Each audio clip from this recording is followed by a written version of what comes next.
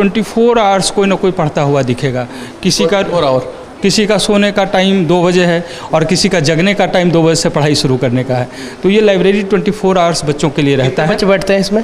500 बच्चों को एक साथ बैठने की व्यवस्था है, ये गर्ल्स वाले में भी, और बॉयज़ सेक्शन में भी 500 प्लस बच्चों का बैठने की व्यवस्था है। सवाल एक सवाल, कितने लोगों को रोजगार दिया है? हमारे साथ लगभग डायरेक्टली 450 लोग हैं अभी जुड़े हुए। डायरेक्टली 450 लोगों को रोजगार आपने दिया है, यहाँ पे मिला है।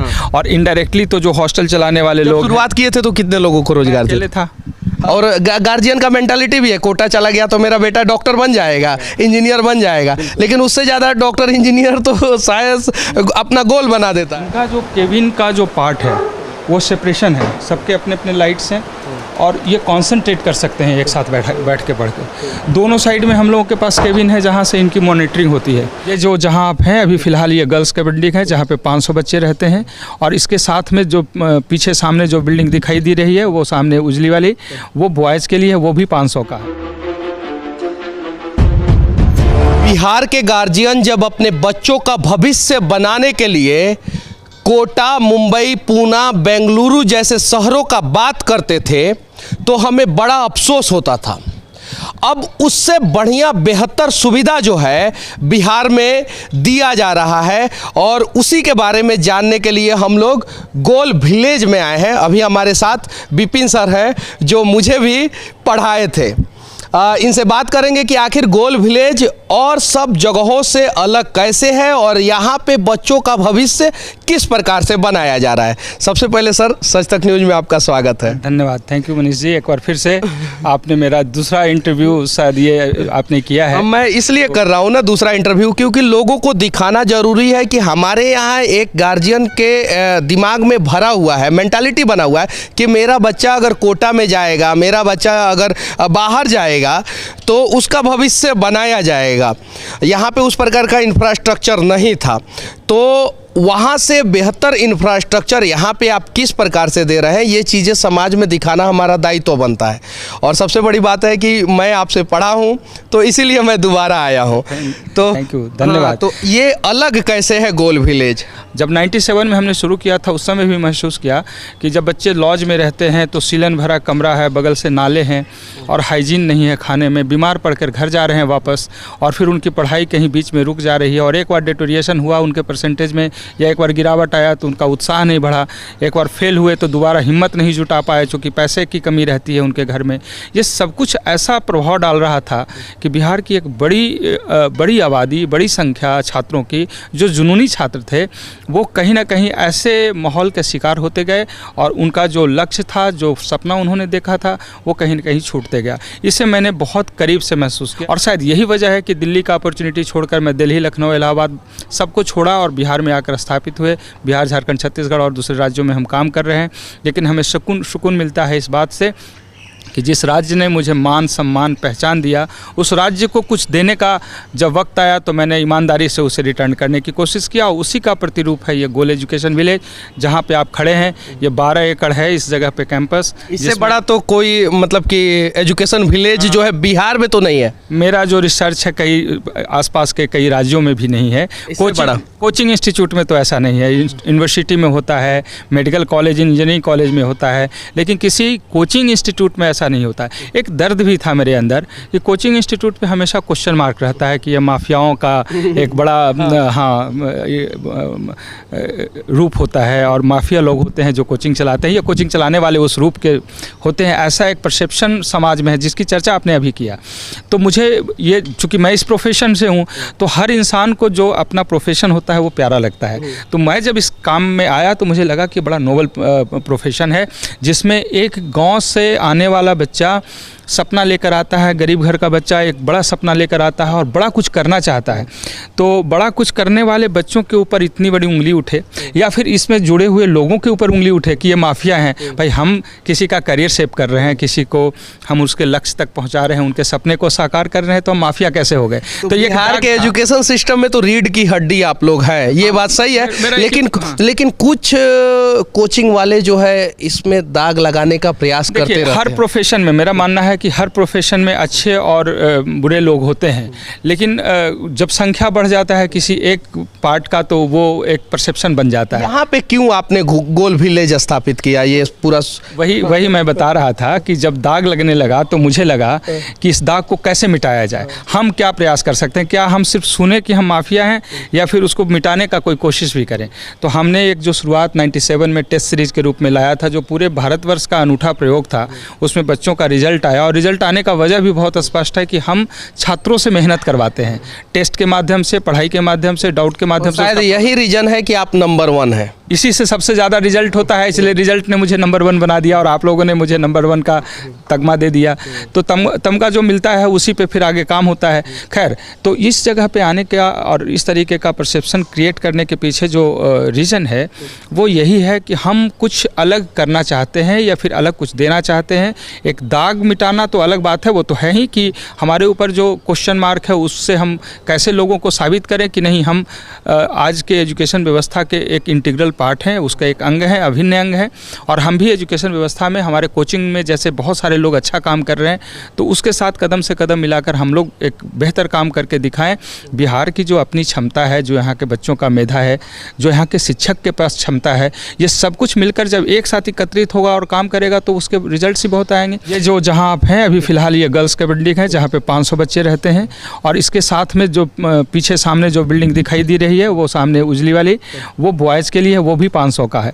दोनों में लाइब्रेरी में, ये दोनों के बीच का ये क्लासरूम है। हमारा कोएड नहीं होता है, बॉयज़ के लिए और गर्ल्स के लिए अलग अलग व्यवस्था होती है ताकि डिस्ट्रक्शन ना हो। और बच्चे बड़े ओपन माइंड के हैं, पढ़ते हैं, और पढ़ने वाले बच्चों में कोई डिस्ट्रक्शन नहीं होता है।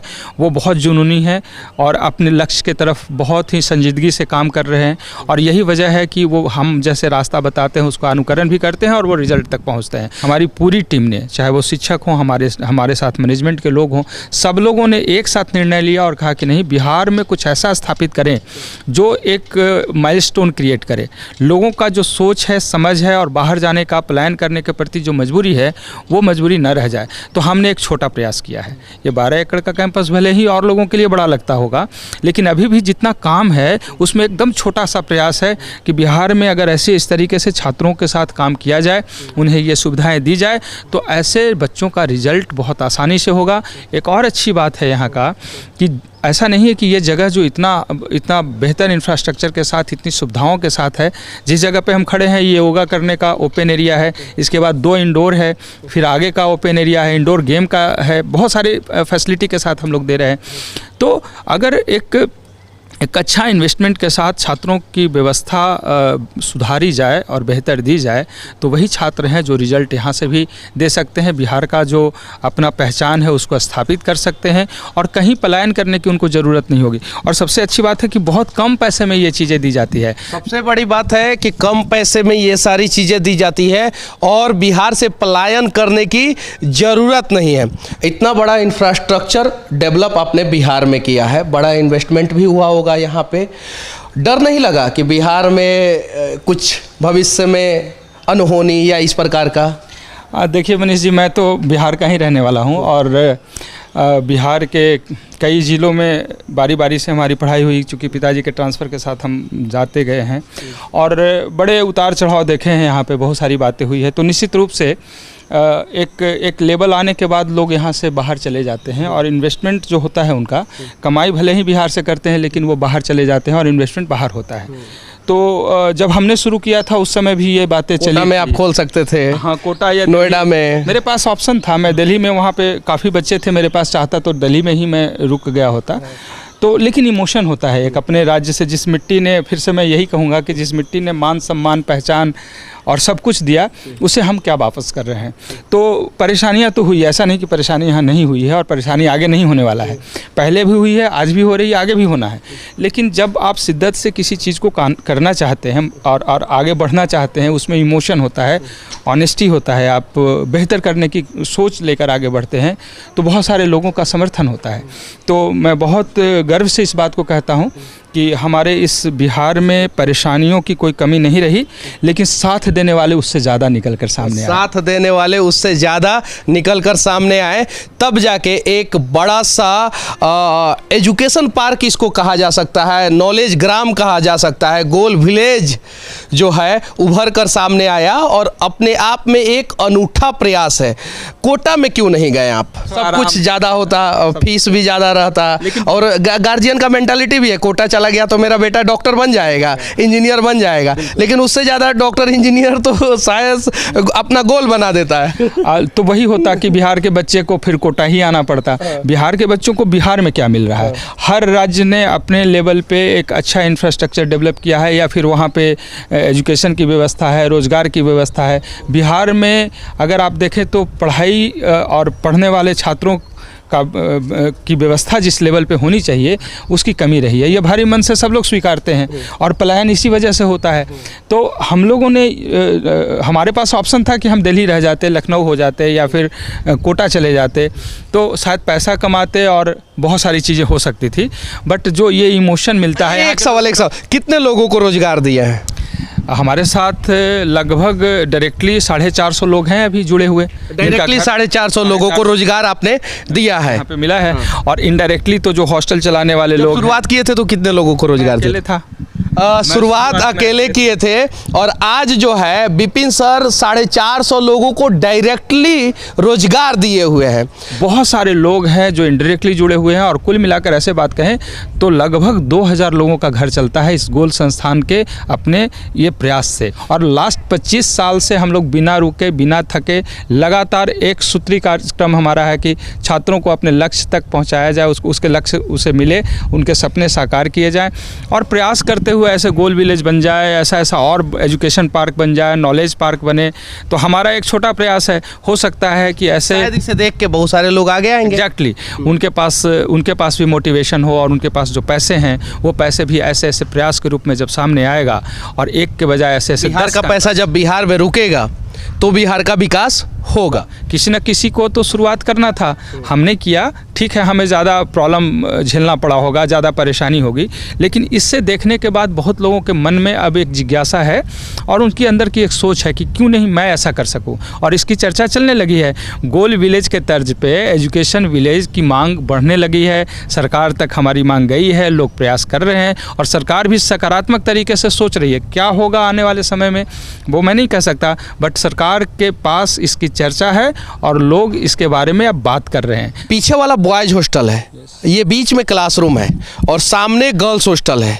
इस प्रकार का व्यवस्था आपने क्यों किया कि गर्ल्स हॉस्टल इस साइड, बॉयज हॉस्टल उस साइड, और बीच में क्लासरूम? एक सेपरेशन होना चाहिए दोनों के बीच में, चूँकि टीनेजर्स रहते हैं, 15 साल और 20 साल के बीच के बच्चे ज़्यादा होते हैं हमारे यहाँ, तो डिस्ट्रक्शन कम से कम हो, ये तो शुरू से ही हमारा स्लोगन ही रहा है, और इस पर काम भी करते हैं, और इसी वजह से रिजल्ट भी होता है। तो दोनों का सेपरेट व्यवस्था होना, दोनों का रिजल्ट एक साथ निकलता है, बट सेपरेट है। क्लासरूम वगैरह भी हमारा सेपरेट है, बॉयज़ का अलग, गर्ल्स का अलग।